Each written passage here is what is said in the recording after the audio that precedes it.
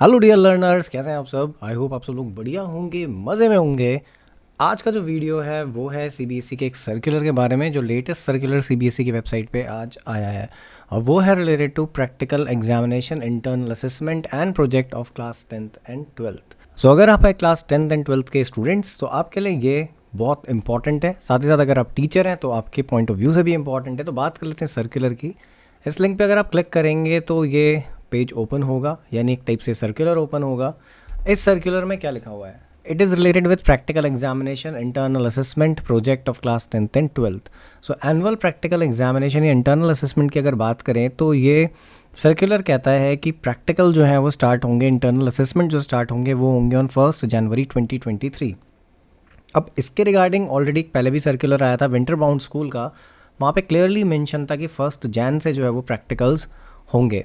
सो यहाँ पे कुछ एक्शंस लेने की बात करी गई है, प्रिपरेशन की बात करी गई है। एक्शंस बाय स्कूल में पहला पॉइंट कहता है कि school will ensure that the syllabus for practical examination is completed well in time. तो जो भी आपके प्रैक्टिकल एग्जाम्स होने वाले हैं उनका सिलेबस जो है वो पूरा हो जाना चाहिए बाय दैट टाइम। तो ज़्यादातर केसेस में इस समय तक सिलेबस जो है वो सारे स्कूल लगभग कंप्लीट कर चुके होते हैं और स्कूल्स में प्री बोर्ड्स होते हैं, तो ऐसा सच कोई प्रॉब्लम यहाँ पे इस पॉइंट पे नहीं है। सो यहाँ पे सेकंड पॉइंट कहता है कि स्कूल अपनी सारी लैब्स एंड ऑल जो भी चीज़ें हैं, जो भी स्टॉक में मटेरियल उनको चाहिए वो सब कुछ रेडी रखेगा। जो भी उनके इंटरनल एग्जामिनर्स होंगे वो भी यहाँ पर रेडी रहेंगे। Then the school will ensure that all the students and parents have been informed about date sheet of practical examination for needful action at their end।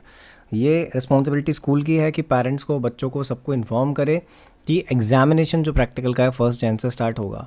The list of candidate LOC who will be appearing for the practical examination from the school is to be checked from online system, and it is to be ensured that correct subjects and category of student, that is regular compartment improvement, is reflected in the online system। तो इस point of time पे भी 2-3 दिन पहले अगर आप CBSE की website देखेंगे तो वहाँ पर LOC को लेकर भी एक सर्कुलर आया था। यहाँ पे आप देख सकते हैं, ये करेक्शन के लिए है, डेटा 23 के लिए 28 को आया था ये। तो LOC के करेक्शंस भी इस समय स्कूल में चल रहे हैं, और फॉर श्योर आप भी अगर किसी स्कूल में हैं तो वहाँ पर भी ये प्रोसेस चल रही होगी। आपको बुलाया गया होगा, आपको बोला गया होगा कि अपना डेटा वेरीफाई करें। It may be ensured that sufficient number of practical answer books have been received in the school before date of actual conduct of practical examination। तो हर बार बोर्ड स्कूल्स को कॉपीज़ भेजता है, आंसर बुक्स भेजता है, तो ये भी इंश्योर करना होगा स्कूल को कि उनके पास एक्चुअल नंबर ऑफ़ कॉपी जो है वो आ चुकी हैं, क्योंकि इसके रिगार्डिंग मेल्स भी स्कूल को भेजी जाती है। In case any short coming is observe in respect of any of the above point, concern regional office में बी कॉन्टैक्टेड। और अगर कहीं पे भी कोई प्रॉब्लम इन सारे पॉइंट्स में जो ऊपर है तो वहाँ पे RO को कॉन्टैक्ट करना होगा स्कूल्स को। Practical examination for class 12th will be conducted only by the external examiners appointed by board। तो ये एज़ यूजुअल हमेशा ही पॉइंट होता है कि प्रैक्टिकल एग्जाम्स जितने भी होंगे उनको कंडक्ट करेगा एक्सटर्नल एग्जामिनर, जिसको बोर्ड अपॉइंट करेगा। अगला पॉइंट कहता है एक्शन बाय स्टूडेंट्स। स्टूडेंट्स का क्या रोल है यहाँ पे? The students parents must ensure that their subject of study are being reflected correctly in the list of candidate submitted by the school.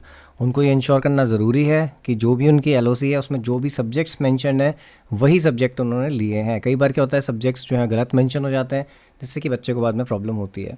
The student and parents should be aware of the syllabus and the subject in which practical exams are to be conducted। बच्चे को पता होना चाहिए, parents को भी पता होना चाहिए कि आखिर कौन कौन से ऐसे सब्जेक्ट्स हैं उनके बच्चों के, या बच्चों को खुद पता होना चाहिए उनके कौन से सब्जेक्ट्स हैं जिसमें कि प्रैक्टिकल एग्जाम्स होंगे। और ये सभी को आज की डेट में पता होता है। आई डोंट थिंक सो कि कोई ऐसा होगा जिसको नहीं पता होगा कि उसके कौन से प्रैक्टिकल सब्जेक्ट्स हैं। 10th पॉइंट कहता है the student should appear in the practical examination as per the schedule, as no second chance to appear in the practical examination will be provided by the board. तो ये बहुत important चीज़ है। बहुत सारे बच्चों को ऐसा लगता है कि प्रैक्टिकल्स बाद में भी हो जाएंगे, तो प्रैक्टिकल्स बाद में नहीं होते हैं, एक पॉइंट ऑफ टाइम पे होते हैं। जो भी स्कूल आपको डेट देगा उस डेट पे, उस पॉइंट ऑफ टाइम पे आपको वहाँ पे अवेलेबल होना पड़ेगा। 11th पॉइंट कहता है in case of any problem और query in respect of any of the above point, the concern student shall contact their school. और अगर कहीं पे भी आपको कोई प्रॉब्लम, दिक्कत आ रही है इन सारी चीज़ों में, तो फिर आप अपने स्कूल से कॉन्टैक्ट कर सकते हैं।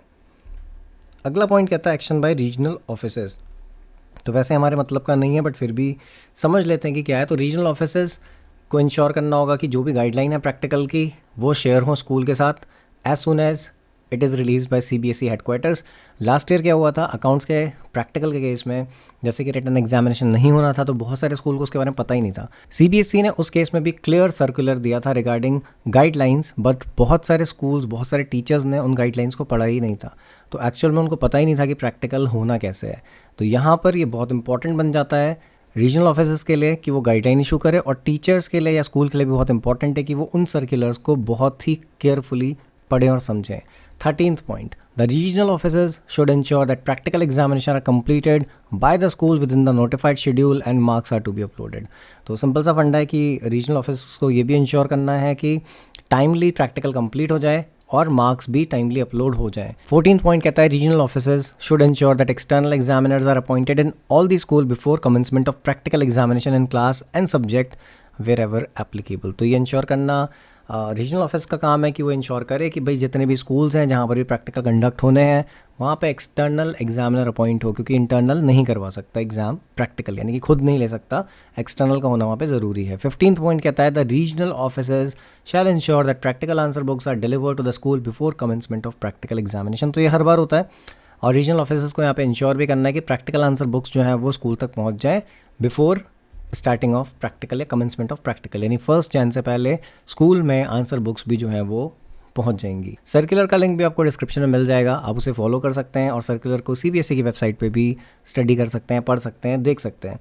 साथ ही साथ अगर बात करें मेन एग्जाम की डेट शीट की तो उससे रिलेटेड कोई इन्फॉर्मेशन फ़िलहाल नहीं है, लेकिन बहुत सारी फेक डेट शीट्स जो हैं वो सर्कुलेट हो रही हैं। इसके लिए मैं हमेशा जो कहता हूँ वही कहना चाहूँगा कि CBSE की ऑफिशियल वेबसाइट को देखिए, साथ साथ ट्विटर पे आप CBSE के ऑफिशियल हैंडल को फॉलो करिए और वहाँ से आपको करेक्ट इन्फॉर्मेशन मिल पाएगी। सो ये था वीडियो अगर अच्छा लगा है तो वीडियो को लाइक करिएगा, अपने फ्रेंड्स के साथ शेयर करिएगा और चैनल को सब्सक्राइब करिएगा। Thanks for watching the video.